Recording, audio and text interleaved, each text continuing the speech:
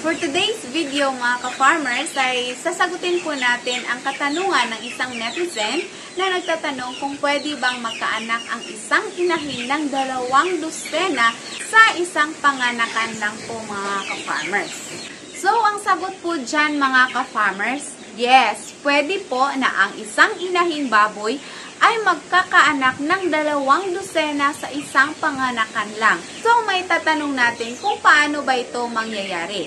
Ang unang rason mga ka-farmers ay dapat palagi tayong nagbibigay ng supplement sa ating mga inahin habang sila ay nagbubuntis. Ito kasing supplement mga ka-farmers, makatutulong po ito para sa placentation at implantation kung saan ito ay makapag-increase sa mga biik sa sinapupunan ng inahin mga ka-farmers at makatutulong din ito na maiiwasan ang mga problema habang nagbubuntis ang inahin mga ka-farmers. Ang ikalawa mga ka-farmers na posibleng magkaanak ng 2 dosena ang ating mga inahin ay tamang timing sa pagpapabarako. So pag sinasabing tamang timing mga ka-farmers, ito po yung kung saan tama po yung oras na pinapabarakuhan natin ang ating mga baboy. Tulad ng nasa estrus period po talaga sila mga ka-farmers. So malaki po ang epekto nito kung hindi sila landing-landi na pinabarakuhan natin. So importante po na naka-standing heat ang ating mga inahing baboy kapag pinabarakuhan natin mga ka-farmers.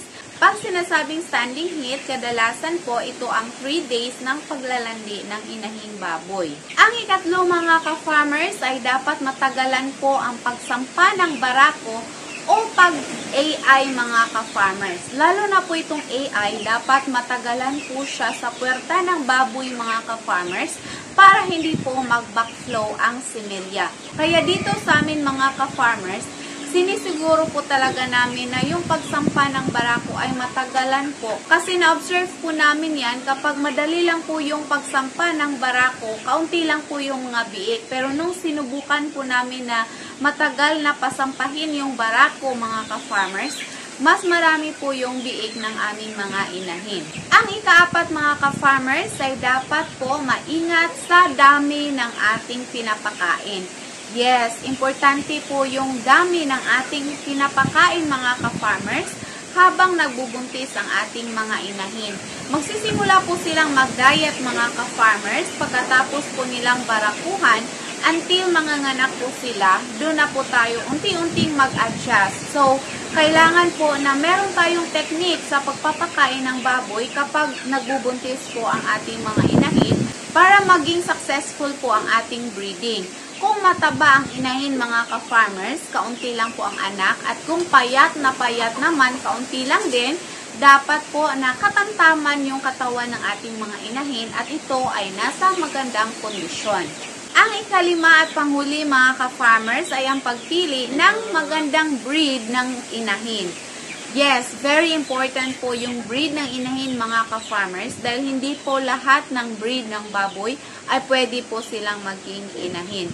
Yung dito sa amin mga ka-farmers, ang pinili po namin ay landrace at large white. Which is masasabi ko po na madami po talaga yung pwedeng maging biik nila mga ka-farmers basta sinusunod lang po natin yung proper na pag-aalaga sa mga inahing baboy. So ngayon mga ka-farmers, before po tayo magtapos ay magbibigay ako ng update sa aking mga baboy kasi meron po tayong change of mind regarding sa ating mga gagawing inahin. Before mga ka-farmers, nakapag-decide po kami na kukuha kami ng pang-inahin dito. Kasi makikita nyo maganda yung pangangatawan nila mga ka-farmers.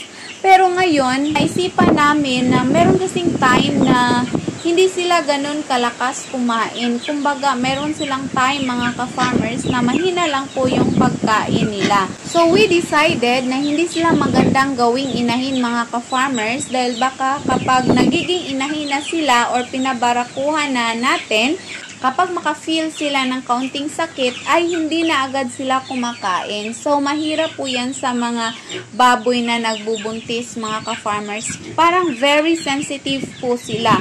At ikalawa mga ka-farmers, grabe po yung likod nila mga ka-farmers, lalo na kapag papunta pa po dito na meron dalang pagkain. Itong harang dito sa harapan mga ka-farmers, halos lumulukso po sila dito. So, hindi po yan pwede mga ka-farmers. Grabe po yung likot nila. Hindi kasi pwede na yung mga inahin nating baboy ay yung mga malilikot dahil kapag nagbubuntis po yan at meron na silang quality na malikot po sila, so may posibilidad na makukunan po sila mga ka-farmers. Maganda naman sana yung quality nila, yung mga pangangatawan nila, kaso yung meron silang behavior na hindi maganda na para pang inahin mga ka-farmers.